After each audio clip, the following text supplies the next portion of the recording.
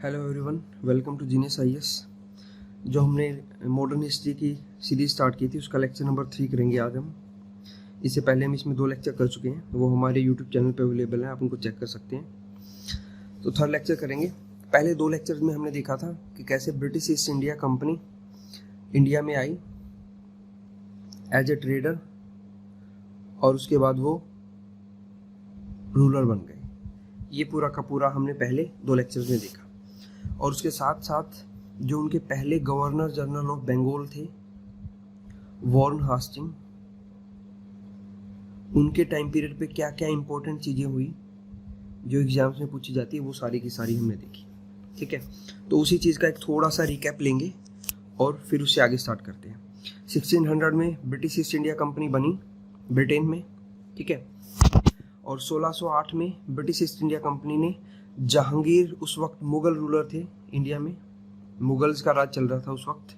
ठीक है, मुगल रूलर के पास उन लोगों ने एक पर्सन को भेजा जिसका नाम था captain William Hawking. Captain William Hawking Hector नाम के शिप से आया था। ये एग्जाम में पूछा जाता है, ठीक है, कि वो किस शिप से आया था। तो वो 1608 में आया जहांगीर की कोर्ट में। बेसिकली वो किस चीज़ के लिए आया था? वो फरमान लेने के लिए आया था। किस चीज़ का फरमान? ट्रेडिंग करने का, कि हम लोग इंडिया में ट्रेड कर सकें, क्योंकि मुगल का रूल था पूरी इंडिया पे। तो आपको अगर इंडिया में ट्रेड करना था तो उसके लिए परमिशन चाहिए थी। तो वो फरमान लेने आया था जहांगीर से। ठीक है, तो वो स्टार्टिंग में उन्होंने वो फरमान देने से मना कर दिया। उसके पीछे रीजन था पोर्तुगीज इंडिया में 1498 में आ गए थे, तो उनका एक अच्छा खासा इन्फ्लुएंस था मुगल्स पे। सो पोर्तुगीज ने इनडायरेक्टली मुगल्स को मना कर दिया कि आप इनको परमिशन मत दो यहाँ पे ट्रेड करने के लिए। तो उसके बाद 1612 में एक बैटल हुई, बैटल ऑफ सवाली। ये बैटल जो थी, पहली बैटल थी जो ब्रिटिश ईस्ट इंडिया कंपनी ने इंडिया में लड़ी थी, और वो लड़ी थी पोर्तुगीज के अगेंस्ट। बैटल ऑफ सवाली लड़ी और उसमें उन्होंने पोर्तुगीज को डिफीट कर दिया। पोर्तुगीज को जैसे डिफीट किया तो उसके बाद उन लोगों को परमिशन मिल गई इंडिया में ट्रेड करने की। बेसिकली इसके पीछे जो स्टोरी है वो ये है कि जो नेवल पावर थी, मुगल्स के पास नेवल पावर जो है वो स्ट्रोंग नहीं थी, तो पोर्तुगीज उनको नेवल सपोर्ट प्रोवाइड करते थे। और इस बैटल ऑफ सवाली में जो ब्रिटेन है उसने प्रूव कर दिया कि हमारी नेवल पावर पोर्तुगीज की नेवल पावर से ज़्यादा अच्छी है। ठीक है, तो इसलिए फिर जहांगीर ने उनको फरमान अलाउ कर दिया कि आप लोग यहाँ पे ट्रेड कर सकते हो इंडिया में। 1613 में फाइनली जब उन्होंने बैटल ऑफ सवाली में बीट किया पोर्तुगीज को, और मुगल्स को समझ में आया कि हम ब्रिटिशर्स की नेवल पावर का इस्तेमाल कर सकते हैं। ठीक है, तो उन्होंने 1613 में रॉयल फरमान जारी कर दिया। किसने जारी किया ये रॉयल फरमान? जहांगीर ने जारी किया था। ठीक है, किस चीज़ के लिए? To open the trade factory at the west coast, कि आप लोग इंडिया के वेस्ट कोस्ट पे अपनी फैक्ट्री ओपन कर सकते हो। ठीक है, और उन्होंने इसके लिए सूरत को चूज किया सबसे पहले फैक्ट्री ओपन करने के लिए। ठीक है, उसके बाद 1615 में ब्रिटिश ईस्ट इंडिया कंपनी ने फिर से एक पर्सन को भेजा, थॉमस रॉय। ये एक अच्छे डिप्लोमेट थे, तो इनको इसलिए भेजा था क्योंकि अभी सिर्फ इनको वेस्ट कोस्ट पे ट्रेड करने का फरमान मिला था, और ब्रिटिश ईस्ट इंडिया कंपनी चाहती थी हम पूरी इंडिया में ट्रेड करें। तो वो एक रॉयल फरमान चाहते थे to open the factory in Mughal territory, कि मुगल टेरिटरी में हम कहीं पे भी अपनी फैक्ट्री ओपन कर सकें, इसका फरमान चाहिए था उनको। ठीक है, तो बाद में ये फरमान भी ब्रिटिश ईस्ट इंडिया कंपनी को मिल गया। फिर वो ट्रेड करते रहे, और 1639 में ब्रिटिश ईस्ट इंडिया कंपनी को मद्रास की लीज मिल गई साउथ में। ठीक है, तो पहले उनको वेस्ट कोस्ट मिल गया था, सूरत। ठीक है, अब 1639 में उनको एक और बड़ी जगह मिल गई, मद्रास लीज पे मिल गया कि आप लोग वहां पे ट्रेड कर सकते हो। ठीक है, देन उसके बाद नेक्स्ट, हम इन कंसेप्ट में बहुत डीपली नहीं जा रहे, और ये जो मैं करवा रहा हूँ ये एग्जाम से पूछे जाता है लगभग, क्योंकि हमें जल्दी जल्दी कवर करना है। ठीक है, डिटेल में जहाँ पे रिक्वायरमेंट होगी मैं ऑटोमेटिकली उसको कवर कर लूँगा। फिर उसके बाद 1668 में उनको बॉम्बे मिल गया। ब्रिटिश ईस्ट इंडिया कंपनी को 1668 में मिल गया बॉम्बे। बॉम्बे कैसे मिला? एज ए डाउरी मिला था उनको, दहेज में मिला था। कैसे? बॉम्बे जो था वो पोर्तुगीज के पास था। ठीक है, एज आई टोल्ड यू कि पोर्तुगीज पहले से ही इंडिया में थे, तो बॉम्बे में वो ट्रेड करते थे। उन्होंने फरमान लिया हुआ था मुगल एम्परर से। तो ब्रिटेन के प्रिंस प्रिंस की पोर्तुगीज प्रिंसेस से शादी हुई और इस शादी में पोर्तुगीज ने बॉम्बे को एज ए डोवरी गिफ्ट किया था ब्रिटिशर्स को। तो अब ब्रिटिशर्स को एक और बड़ी जगह मिल गई बॉम्बे ट्रेड करने के लिए। फिर 1697 में उन्होंने 3 विलेजेस, उन्होंने मतलब ब्रिटिश ईस्ट इंडिया कंपनी ने 3 विलेजेस लिए, सुल्तानती, गोविंदपुरी और कालीकता। ये तीनों ही मिला के आज का कोलकाता बना हुआ है। ठीक है, तो ये ईस्ट कोस्ट, अब उनके पास ईस्ट कोस्ट आ गया ट्रेड करने के लिए।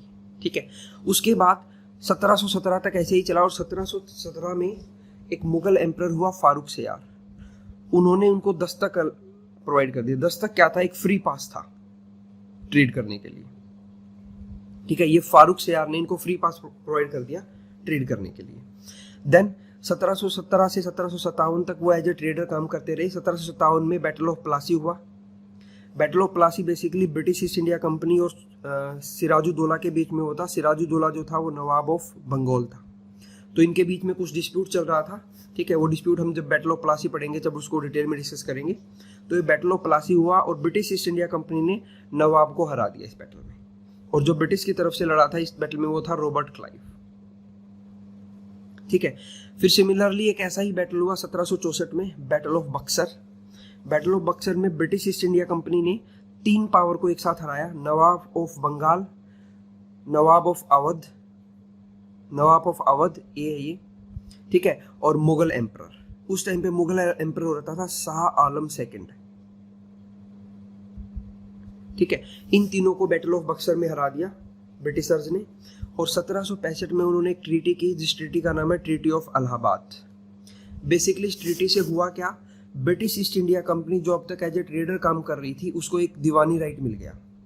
दीवानी राइट का मतलब है टैक्स कलेक्शन का राइट, कि वो लोगों से टैक्स कलेक्ट कर सकते थे।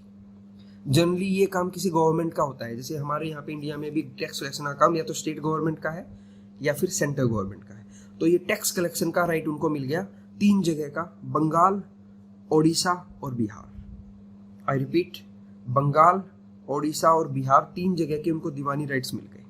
ठीक है, फिर इसके बाद 1772 में क्या हुआ, एक फेमाइन आया बंगाल में, ड्रोट पड़ा और उसकी वजह से एक फेमाइन आया और इस फेमाइन में लैक्स ऑफ पर्सन मारे गए भूखमरी की वजह से। और कंपनी बैठ के देखती रही, उन्होंने कुछ नहीं किया। फिर कंपनी ने इस टाइम पे क्या किया, $1 मिलियन यूरो का लोन मांगा। किससे लोन मांगा? ऊपर कोर्ट ऑफ डायरेक्टर से। कोर्ट ऑफ डायरेक्टर ने अप्लाई किया ब्रिटिश पार्लियामेंट में कि भी ब्रिटिश गवर्नमेंट हम लोगों को एक मिलियन यूरो का लोन दे दे, अदरवाइज जो हमारी कंपनी है वो बैंकरप्ट हो जाएगी। ठीक है, तो यहाँ पे ब्रिटिश ईस्ट इंडिया कंपनी ने बैंकरप्सी का एक तरह से झांसा देके गवर्नमेंट से पैसे लेने चाहिए। तो जो ब्रिटिश पार्लियामेंट उन्होंने देखा कि जो कंपनी है वो उसके लिए तो बैंकरप्सी फाइल कर रहे हैं और जो कंपनी के एम्प्लॉय हैं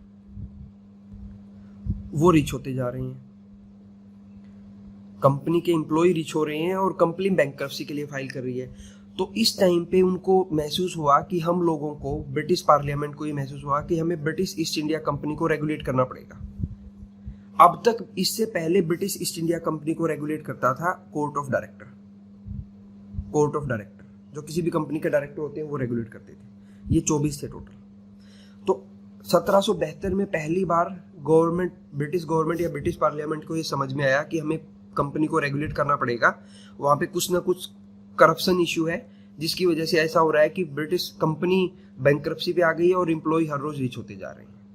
ठीक है, तो हमने लास्ट लेक्चर में पढ़ा था वार्न हास्टिंग को जो गवर्नर ऑफ बंगाल थे पहले, वो गवर्नर ऑफ बंगाल से गवर्नर जनरल ऑफ बंगाल जब बनाया गया था तो हमने पढ़ा था कि वो बनाने के लिए ब्रिटिश पार्लियामेंट एक एक्ट लेके आई थी जिसका नाम था रेगुलेटिंग एक्ट ऑफ 1773।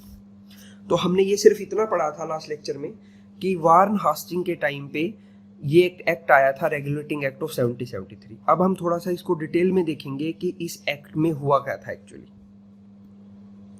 ठीक है, तो कंपनी को तो ब्रिटिश पार्लियामेंट को ये महसूस हुआ कि हमें ब्रिटिश ईस्ट इंडिया कंपनी को रेगुलेट करना पड़ेगा। तो इसीलिए रेगुलेटिंग एक्ट उन्होंने पास किया। इसमें उन्होंने क्या किया, this was the first step taken by the British government to control and regulate the affair of the British East India company. ये पहला स्टेप था जो ब्रिटिश ईस्ट इंडिया कंपनी को रेगुलेट और कंट्रोल किया गया ब्रिटिश गवर्नमेंट के द्वारा, ये आपको ध्यान रखना है। दूसरा, फर्स्ट टाइम कंपनी का पॉलिटिकल और एडमिनिस्ट्रेटिव फंक्शन को रिकॉग्नाइज किया गया, क्योंकि अभी तक तो कंपनी ब्रिटिश गवर्नमेंट के लिए एज ए ट्रेडर ही वर्क कर रही थी, लेकिन एक्चुअल में तो अब वो रूलर बन गए थे, क्योंकि वो टैक्स कलेक्ट करने लग गए थे। टैक्स कलेक्शन का राइट मिल गया था उनको, दीवानी राइट मिल गए थे। ठीक है, तो कंपनी के पॉलिटिकल और एडमिनिस्ट्रेटिव फंक्शंस को अलग अलग से रिकॉग्नाइज किया गया पहली बार इस एक्ट के थ्रू। थर्ड, सेंट्रल एडमिनिस्ट्रेशन की फाउंडेशन हुई। सेंट्रल एडमिनिस्ट्रेशन की फाउंडेशन कैसे हुई कि सपोज ये इंडिया है, अगर मैं ये मान लूं कि ये इंडिया है, ठीक है, तो इंडिया में ब्रिटिश, चलो मैप ही बना लेते हैं, रफ सा मैप बना लेते हैं।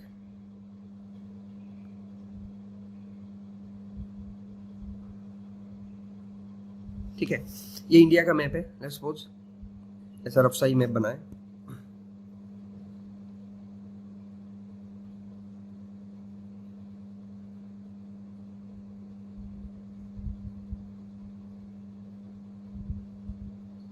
ठीक है, तो अभी तक क्या था कि इंडिया में ब्रिटिशर्स बंगाल, बॉम्बे और मद्रास, इन 3 जगह से ऑपरेट कर रहे थे। बंगाल, बॉम्बे और मद्रास, और यहाँ तीनों जगह पे गवर्नर होते थे। यहाँ पे भी गवर्नर होता था, यहाँ पे भी गवर्नर, यहाँ पे गवर्नर। ये कंसेप्ट हमने लास्ट क्लास में भी किया था, ठीक है, फिर भी मैं रिपीट कर रहा हूँ। और इन गवर्नर्स के ऊपर होता था कोर्ट ऑफ डायरेक्टर, और इस कोर्ट ऑफ डायरेक्टर के ऊपर होता था ब्रिटिश पार्लियामेंट या किंग या क्वीन। ठीक है, तो एक सेंट्रल एडमिनिस्ट्रेशन बनाने की कोशिश की गई। जो ये बंगाल का गवर्नर था, इसका नाम चेंज करके गवर्नर जनरल ऑफ बंगाल रखा गया, और जो ये बाकी दोनों गवर्नर थे, इनको इसके नीचे सबऑर्डिनेट कर दिया गया, मतलब इनके डायरेक्ट लिंक को कट कर दिया गया जो कोर्ट ऑफ डायरेक्टर से होता था। तो इस तरह से पहली बार एक सेंट्रलाइज सिस्टम बनाने की कोशिश की गई इंडिया में। ये रेगुलेटिंग एक्ट ऑफ 1773 में हुआ। इसके कुछ और प्रोविजन भी थे जो इंपॉर्टेंट हैं। वैसे तो इसमें बहुत सारे प्रोविजन थे इस एक्ट में, लेकिन हमें कुछ ही पढ़ने हैं जो एग्जाम पॉइंट ऑफ व्यू से इंपॉर्टेंट है। देन और क्या फीचर्स है इस एक्ट में? एक तो हमने पढ़ा कि गवर्नर ऑफ बंगाल को गवर्नर जनरल ऑफ बंगाल बना दिया गया, और ऐसा बनने वाले पहले पर्सन थे वॉरेन हास्टिंग। ये हमने कल लास्ट क्लास में भी पढ़ा था।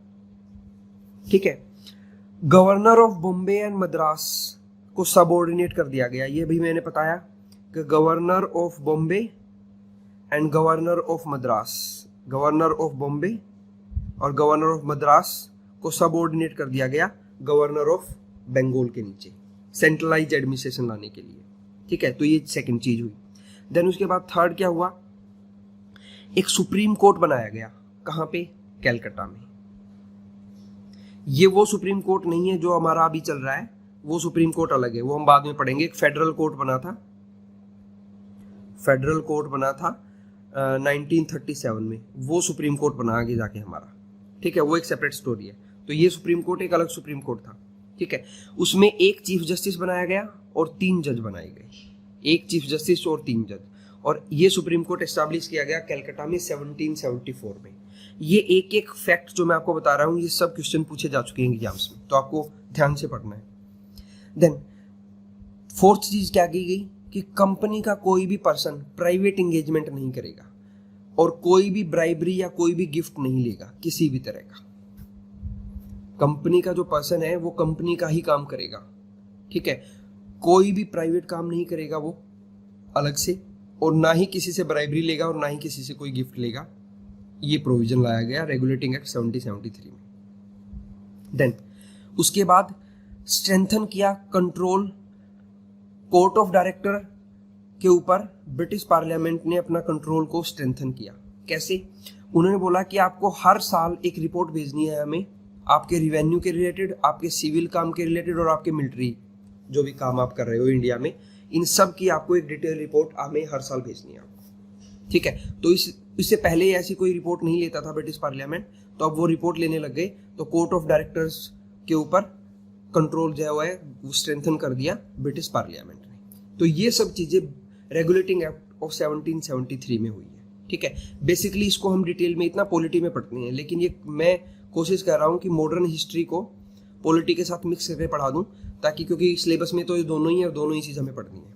ठीक है, तो ये हो गया regulating act of 1773। Last class में बस हमने इतना किया था कि ये वारन हास्टिंग के टाइम पे आया था। अब हमने ये भी देख लिया कि इस एक्ट के क्या क्या मेन फीचर्स थे। ठीक है, देन उसके बाद हमने एक एक्ट और देखा था कि वारन हास्टिंग के टाइम पे एक एक्ट और भी आया था जिसका नाम था amendment act of 1781। Amendment act as the name suggest कि जो पुराने वाला रेगुलेटिंग एक्ट था 1773 का, उसमें कुछ कमी रह गई होगी, उसको अमेंड करने की कोशिश की गई, तो इसका नाम रखा गया अमेंडमेंट एक्ट ऑफ 1783। या इसको एक दूसरे नाम से भी जानते हैं, एक्ट ऑफ सेटलमेंट। तो डायरेक्ट क्वेश्चन आ सकता है, act of settlement was passed in which year? तो 1781। क्या क्या मेन प्रोविजन थी इस एक्ट में? बेसिकली क्या किया गया, जो सुप्रीम कोर्ट ओपन किया गया था, मैं आपको ओवरव्यू बता रहा हूं इस एक्ट का क्या हुआ। जो सुप्रीम कोर्ट ओपन किया गया था 1774 में, उस सुप्रीम कोर्ट को काफी सारी पावर्स दी गई थी। वो पावर्स हमने नहीं पढ़ी, वो हमारे काम की नहीं है, बहुत सारी पावर्स दी गई थी। एज आई टोल्ड यू कि ये एक्ट बहुत बड़े बड़े थे, इनमें बहुत ज्यादा प्रोविजंस थे। ठीक है, लेकिन हम कुछ इंपॉर्टेंट प्रोविजन ही पढ़ रहे हैं सिर्फ। जैसे सिर्फ हमने ये पढ़ा कि सुप्रीम कोर्ट बना, हमने ये नहीं पढ़ा कि उनको क्या क्या पावर दी गई, जबकि उस एक्ट में तो पावर भी लिखी हुई थी। तो सुप्रीम कोर्ट को जो पावर दी गई थी, गवर्नर जनरल ऑफ बंगाल उन पावर से खुश नहीं था। वो चाहता था कि सुप्रीम कोर्ट की पावर्स को कम कर दिया जाए कुछ। तो इसलिए इस एक्ट में बेसिकली हम जो भी पढ़ेंगे वो सुप्रीम कोर्ट से ही रिलेटेड था लगभग, कि उनकी पावर को कम किया गया। जैसे to reduce the power of supreme court, ये पहला प्रोविजन था इसका। एग्जेम्प्ट द गवर्नर जनरल, और उसकी जो काउंसिल थी उसको एग्जेम्प्ट कर दिया जाए जुरिडिक्शन ऑफ सुप्रीम कोर्ट, कि सुप्रीम कोर्ट की जुरिडिक्शन में गवर्नर जनरल नहीं आएगा और उसकी काउंसिल नहीं आएगी। ये एक और प्रोविजन किया गया। तो सेकंड से भी हमें समझ में आ रहा है कि सुप्रीम कोर्ट की पावर को कम किया गया। It exclude the revenue matter from the jurisdiction of supreme court, again supreme court की पावर को फिर से कम किया गया। Court to administer personal law of the defendant, मतलब जो भी डेफिडेंट का मतलब है कि जिसपे भी जो भी अत्याचार हुआ है, कोई भी अगर कोई शिकायत लेके कोर्ट में गया है कोई पर्सन, तो अगर वो हिंदू है तो उसको हिंदू लॉ से ट्रीट किया जाएगा, अगर वो मुस्लिम है तो उसको मुस्लिम लॉ से ट्रीट किया जाएगा, मतलब उसके पर्सनल लॉ से ट्रीट किया जाएगा। और ये सिस्टम इंडिया में आज तक भी चल रहा है फिलहाल भी। जो भी हमारे यहाँ पे जो जितने भी सिविल लॉज होते हैं, सिविल लॉ हिंदूज को हिंदू के अकॉर्डिंग ट्रीट किया जाता है सिविल लॉ में, और मुस्लिम को मुस्लिम के अकॉर्डिंग। क्रिमिनल लॉ सेम है दोनों के लिए। इसीलिए एक चीज डिमांड में रहती है, आप लोगों ने सुना होगा यूनिफॉर्म सिविल कोड, कि हमें एक यूनिफॉर्म सिविल कोड लाने की रिक्वायरमेंट है। ये हमारे कॉन्स्टिट्यूशन में डीपीएसपी है, directive principle of state policy, DPSP है directive principle of state policy. उसके आर्टिकल 44 में लिखा है कॉन्स्टिट्यूशन में कि हमें एक यूनिफॉर्म सिविल कोड चाहिए। वो यूनिफॉर्म सिविल कोड का मतलब यही है कि जो हिंदूज को हिंदू लॉ से और मुस्लिम को मुस्लिम लॉ से ट्रीट किया जाता है सिविल लॉ के केस में। क्रिमिनल लॉ तो दोनों के ही सेम है, तो ये जो सिविल लॉ का डिफरेंस है, ये डिफरेंस हमें मिटाना है और एक यूनिफॉर्म सिविल कोड लेके आना है इंडिया में। ऐसा कहीं पे है इंडिया में तो गोवा एक ऐसा स्टेट है, एकमात्र स्टेट ऐसा इंडिया में जहां पे ये यूनिफॉर्म सिविल कोड है। ऐसा क्यों? क्योंकि गोवा जो है वो पोर्तुगीज के अंडर में था और पोर्तुगीज ने वहां पे ये यूनिफॉर्म सिविल कोड अप्लाई कर दिया था। जबकि हम देख सकते हैं ब्रिटिशर्स ने क्या किया था, उन्होंने बोला था कि डिफेंडेंट को उनके पर्सनल लॉ के अकॉर्डिंग ट्रीट करो। ठीक है, तो इसलिए ये यूनिफॉर्म सिविल कोड की मांग उठती रहती है। नाउ नेक्स्ट अमेंडमेंट क्या किया गया था? Appeal from the provincial court, जो नीचे वाली कोर्ट थी, to be taken to the governor general in council, not to the supreme court. तो अगेन हमने देखा कि सुप्रीम कोर्ट की एक और पावर कम कर दी कि नीचे की कोर्ट से ऊपर अगर किसी को जाना है तो वो गवर्नर जनरल काउंसिल के पास जाएगा वो केस, सुप्रीम कोर्ट में नहीं जाएगा। तो बेसिकली अमेंडमेंट एक्ट ऑफ 1781 में एक लाइन में समराइज करें तो इस एक्ट में सुप्रीम कोर्ट्स की पावर को कम किया गया था जो 1733 में उनको दी गई थी। ये एक्ट भी वॉरेन हास्टिंग के टाइम पे ही आया था, क्योंकि हम हिस्ट्री को गवर्नर जनरल्स के पॉइंट ऑफ व्यू से पढ़ रहे हैं या वाइसरायज के पॉइंट ऑफ व्यू से पढ़ रहे हैं, ठीक है, वो आप सेकंड लेक्चर देखोगे तो उसको समझ जाओगे। तो ये भी वॉरेन हास्टिंग के टाइम पे ही आया था। देन उसके बाद एक और एक्ट आया था वॉरेन हास्टिंग के टाइम पे, ये था पिट्स इंडिया एक्ट ऑफ 1784। इसका जो मेन फीचर था वो था डबल गवर्नमेंट। ये आपको ध्यान रखना है कि ये डबल गवर्नमेंट कब आया इंडिया में। एक हमने पढ़ा था ड्यूअल गवर्नमेंट। ड्यूअल गवर्नमेंट का कब मिला था? जब ट्रीटी ऑफ इलाहाबाद हुई और ब्रिटिश ईस्ट इंडिया कंपनी को दीवानी राइट मिले। दीवानी राइट मिले मतलब राइट टू कलेक्ट टैक्स। तो टैक्स कलेक्शन का right British East India company के पास था और जितने बाकी अदर राइट्स थे वो सारे के सारे किंग के पास होते थे, जो उस प्रोविंस का किंग है। तो दो दो गवर्नमेंट चलती थी, तो इसको बोलते थे ड्यूअल गवर्नमेंट। ये स्टार्ट हुआ था ट्रीटी ऑफ इलाहाबाद के बाद 1765 में, हमने सेकंड लेक्चर में देखा था, और इसको वॉरेन हास्टिंग ने ही खत्म किया था 1772 में। ये आपको याद रखना है। तो ये ड्यूअल गवर्नमेंट इस डबल गवर्नमेंट से अलग है। कैसे देखते हैं। ड्यूअल गवर्नमेंट का मतलब क्या था कि court of director British East India company को देखते थे अभी, और इनके ऊपर ब्रिटिश पार्लियामेंट थी। तो ब्रिटिश पार्लियामेंट ने एक नई बॉडी बनाई जिसका नाम लिखा बोर्ड ऑफ कंट्रोल, और उन्होंने बोला कि जो कोर्ट ऑफ डायरेक्टर हैं ये पूरी ब्रिटिश ईस्ट इंडिया कंपनी को नहीं देखेंगे, ये सिर्फ कंपनी का कमर्शियल फंक्शन देखेंगे। मतलब जो मेनली उनको पहले दिया गया था ट्रेडिंग फंक्शन, जिस चीज के लिए वो इंडिया में आए थे, ये वही वाला फंक्शन देखेंगे, कमर्शियल फंक्शन। जो नया रूलिंग वाला फंक्शन आ गया है कंपनी के पास, अब जो रूलर बन गए हैं वो, तो जो पॉलिटिकल फंक्शन है कंपनी का, उसके लिए हमने एक नई बॉडी बना दी है जिसका नाम है बोर्ड ऑफ कंट्रोल। ये रहा। तो ये कंपनी का पॉलिटिकल फंक्शन देखेगी। तो इस सिस्टम को बोला गया डबल गवर्नमेंट। तो यहां पे मल्टीपल क्वेश्चन बन सकते हैं। डबल गवर्नमेंट कौन से एक्ट में आया? ठीक है, डबल गवर्नमेंट के टाइम पे गवर्नर जनरल ऑफ बंगाल कौन था? तो वॉरेन हास्टिंग। डबल गवर्नमेंट था क्या? कोर्ट ऑफ डायरेक्टर एक बनाया जो पहले थे, लेकिन एक नया पद बनाया गया, नई पोस्ट बनाई गई बोर्ड ऑफ कंट्रोल की, और उसके नीचे कंपनी का पॉलिटिकल फंक्शन दे दिया गया। और जो कमर्शियल और ट्रेडिंग फंक्शन जो इनिशियल था वो कोर्ट ऑफ डायरेक्टर के अंदर रख दिया गया। और क्या हुआ इस एक्ट में? देन इसके बाद इस एक्ट में एक नया प्रोविजन डाला गया कि जितनी भी टेरिटरी इंडिया की ब्रिटिश ईस्ट इंडिया कंपनी के नीचे है, उन सब टेरिटरीज को ब्रिटिश पोजेशंस बोला गया, कि वो इंडिया में ब्रिटिश पोजेशंस है। ये नया चेंज आया कि उन सब को ब्रिटिश पोजेशन बोले जाने लगा। तो ब्रिटिश पोजेशन कौन से एक्ट में बोला गया? इंडियन टेरिटरी को। इंडियन टेरिटरी को जो कंपनी के अंडर में थी, तो ये पूछा जा सकता है, तो वो 1784 के अंदर पिट्स इंडिया एक्ट। ये पिट्स कौन थे? ये उस वहां पे पीएम थे, प्राइम मिनिस्टर थे उस टाइम के, जब ये पिट्स इंडिया एक्ट बना था। जब ये एक्ट ब्रिटिश पार्लियामेंट में बना था तो पिट नाम के वहां पे प्राइम मिनिस्टर होते थे। ठीक है, तो यहां पे हम ओवर करते हैं Warren Hasting as a governor general of Bengal. उनके टाइम पीरियड में जो जो हुआ वो सारा का सारा हमने डिटेल में पढ़ लिया है। कुछ पिछले लेक्चर में पढ़ा था और कुछ इस लेक्चर में पढ़ लिया है। इसके बाद जैसे ही वॉरेन हास्टिंग गए, तो एक नया एक्ट आया।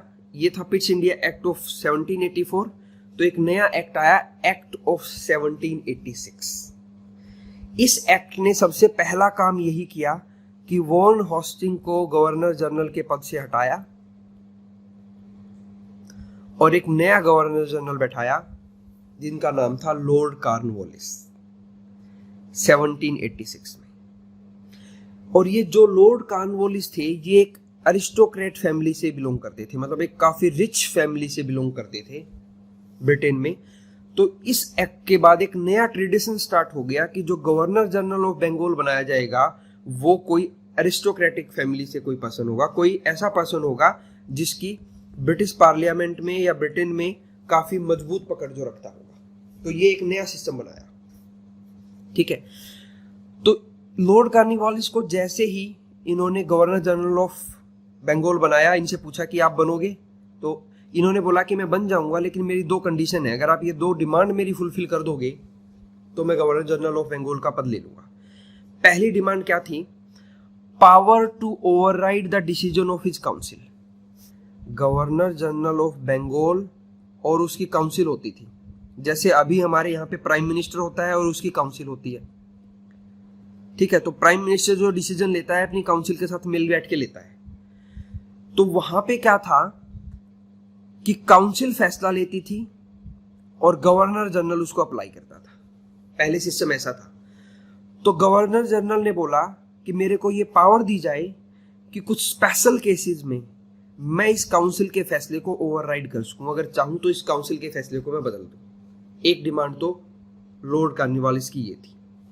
कंपनी ने ये डिमांड मान ली, कंपनी या ब्रिटिश पार्लियामेंट मानो, उन्होंने ये डिमांड मान ली। दूसरी, गवर्नर जनरल ऑफ बंगाल एक पद होता था और जो ब्रिटिश की आर्मी थी इंडिया में उनके लिए कमांडर इन चीफ एक अलग होता था।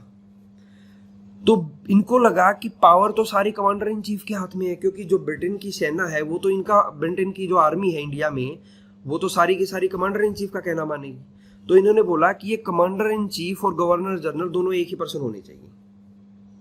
ये कमांडर इन चीफ की पावर भी मुझे ही दे दो, मैं ही कमांडर इन चीफ होऊंगा और मैं ही गवर्नर जनरल ऑफ बंगाल होऊंगा, ठीक है। तो ये 2 डिमांड इन्होंने रखी थी, ये दोनों डिमांड मान ली गई और लॉर्ड कॉर्नवालिस नए गवर्नर जनरल ऑफ बंगाल बन के आ गए इंडिया में। अब इनके टाइम पीरियड पे क्या क्या हुआ वो देखते हैं। ये आए इंडिया में गवर्नर जनरल बन के और इन्होंने रिफॉर्म करना स्टार्ट किए। इनको लगा कि क्या क्या चीजें चेंज हो सकती हैं, वो रिफॉर्म स्टार्ट किए। पहले इन्होंने पुलिस रिफॉर्म की। पुलिस रिफॉर्म इन्होंने 1791 से इंट्रोड्यूस किए। इन्होंने सबसे पहले एक पोस्ट क्रिएट की डिस्ट्रिक्ट जज की, जैसे डिस्ट्रिक्ट कलेक्टर की पोस्ट क्रिएट की थी वॉरेन हास्टिंग ने, हमने लास्ट लेक्चर में किया था, सेकंड लेक्चर में। तो ऐसे ही इन्होंने एक पोस्ट क्रिएट की डिस्ट्रिक्ट जज की और इस डिस्ट्रिक्ट जज के अंदर पुलिस को डाला कि पुलिस के ऊपर जो पावर होगी वो डिस्ट्रिक्ट जज होगी।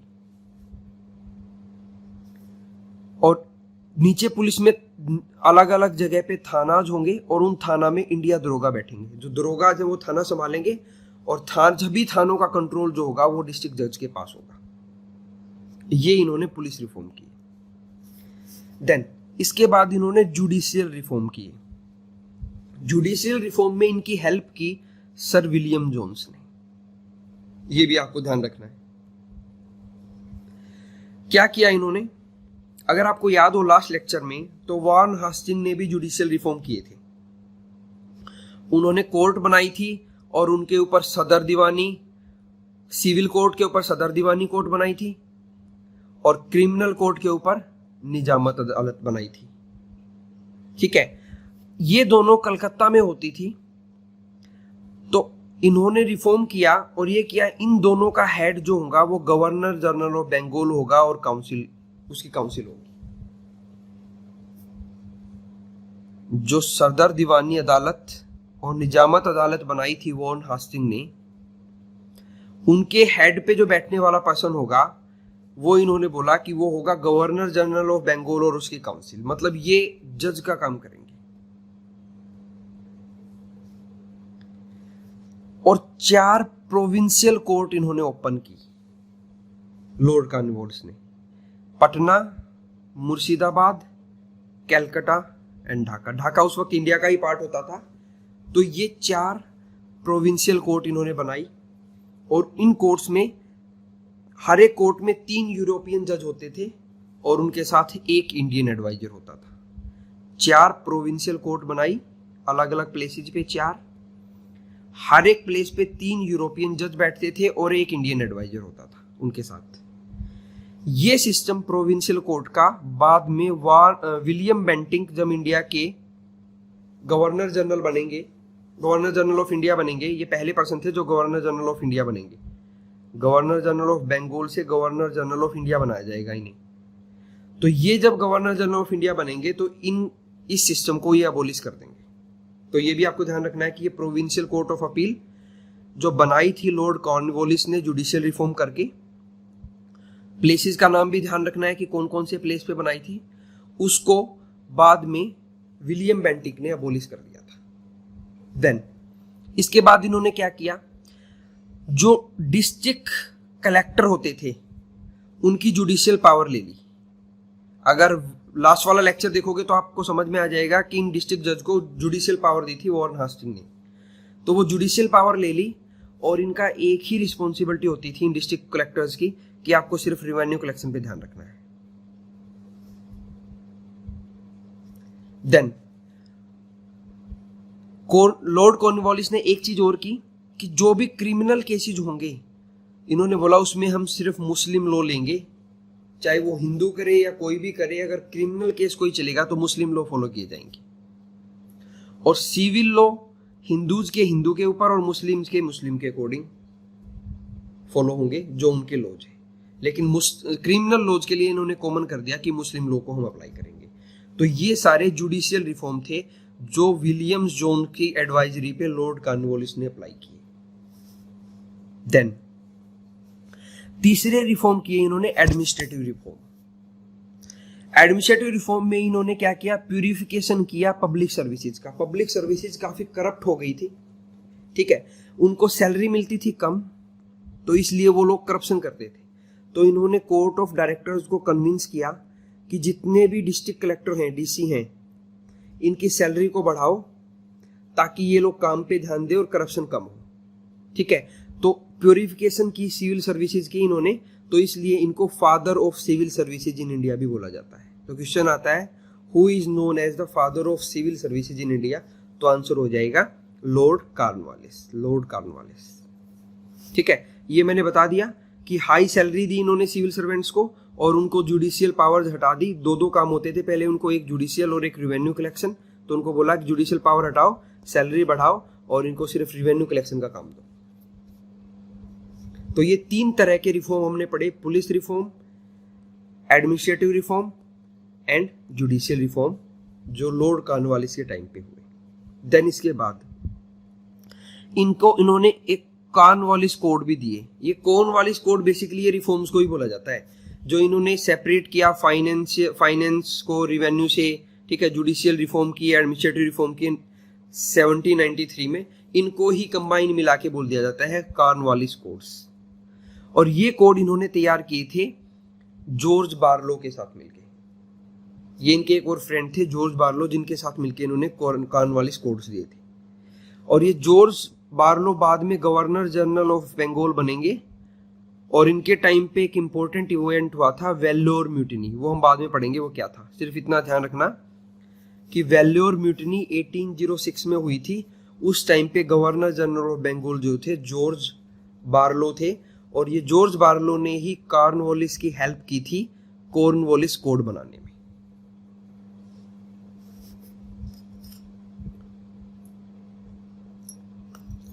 देन और क्या हुआ लॉर्ड कॉर्नवालिस के टाइम पे, थर्ड एंग्लो मैसूर वॉर लड़ा गया। अगर आपको याद हो तो हमने वॉरेन हास्टिंग के टाइम पे किया था सेकंड एंग्लो मैसूर वॉर। तो थर्ड एंग्लो मैसूर वॉर लड़ा, तो ये पूछेंगे किसके टाइम पीरियड पे लड़ा, तो लॉर्ड कॉर्नवालिस के टाइम पीरियड पे लड़ा। उन्होंने क्या किया, एक ट्रिपल अलायंस बनाया जिसमें ब्रिटिशर्स, मराठा और निजाम ऑफ हैदराबाद, ये तीनों एक हो गए। और इन तीनों ने हैदर अली के अगेंस्ट में, या टीपू सुल्तान आ गया था उस वक्त, तो टीपू सुल्तान के अगेंस्ट में ये तीनों मिलके लड़े थे। इस चीज को ट्रिपल अलायंस बोला जाता है। तो ये पूछ सकते हैं कि ट्रिपल अलायंस कौन से टाइम पे बना था, तो थर्ड एंग्लो मैसूर वॉर में बना था। और इन तीनों ने मिलके टीपू सुल्तान को हरा दिया और एक ट्रीटी की, ट्रीटी ऑफ श्रीरंगापट्टनम। ये आपको ध्यान रखना है।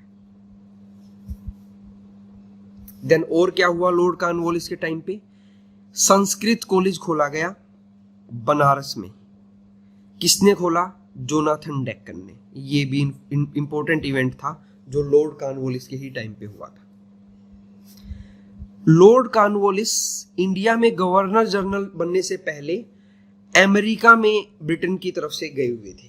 तो अमेरिकन वॉर ऑफ इंडिपेंडेंस जो लड़ा गया था 1781 में, उस टाइम ब्रिटेन को जो रिप्रेजेंट कर रहे थे अमेरिका में, क्योंकि अमेरिका भी इनकी एक कॉलोनी थी जैसे इंडिया कॉलोनी है, तो उन्होंने अपनी इंडिपेंडेंस के लिए एक वॉर लड़ा ब्रिटिशर्स के साथ।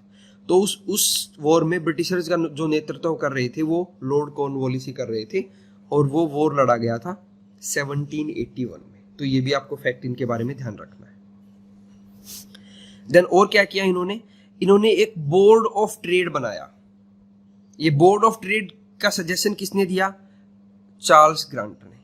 अब एक चीज ध्यान करो कि हम जो भी रिफॉर्म कर रहे हैं, लॉर्ड कॉर्नवालिस जो भी रिफॉर्म कर रहे हैं, तो इनका कोई ना कोई फ्रेंड है, उस फ्रेंड के सजेशन पे कर रहे हैं वो। जैसे board of trade Charles grant, ठीक है। देन कॉर्नवालिस कोड दिए तो जॉर्ज बार्लो थे, ठीक है। और जुडिशियल रिफॉर्म दिए तो विलियम जोन्स थे। तो ये सारे के सारे भी आपको याद रखना है, ये इंपॉर्टेंट पर्सन है। तो एस्टैब्लिश किया बोर्ड ऑफ ट्रेड। इनको लगा कि अलग से ट्रेड का एक बोर्ड होना चाहिए, तो अलग से एक ट्रेड बोर्ड बनाया गया कलकत्ता में, ठीक है। और उसका सजेशन दिया था इनको चार्ल्स ग्रांट ने। ऐसा ही एक बोर्ड ऑफ रिवेन्यू बनाया था वॉरेन हास्टिंग ने, ये हमने सेकंड लेक्चर में पढ़ा था, ठीक है। तो ये सारे के सारे रिफॉर्म्स जो किए थे या जो भी काम हुए थे वॉरेन हास्टिंग के टाइम पे हुए थे, सॉरी लॉर्ड कॉर्नवालिस के टाइम पे हुए थे। तो ये सारे के सारे इवेंट आपको याद रखने हैं। और एक एक्ट जो उनके टाइम पे आया था, एक्ट ऑफ 1786, ठीक है। और जो भी इंपॉर्टेंट पॉइंट मैंने बताया है वो सारे के सारे आपको याद रखने हैं। देन नेक्स्ट देखते हैं, इन्होंने एक परमानेंट सेटलमेंट बनाया बंगाल में।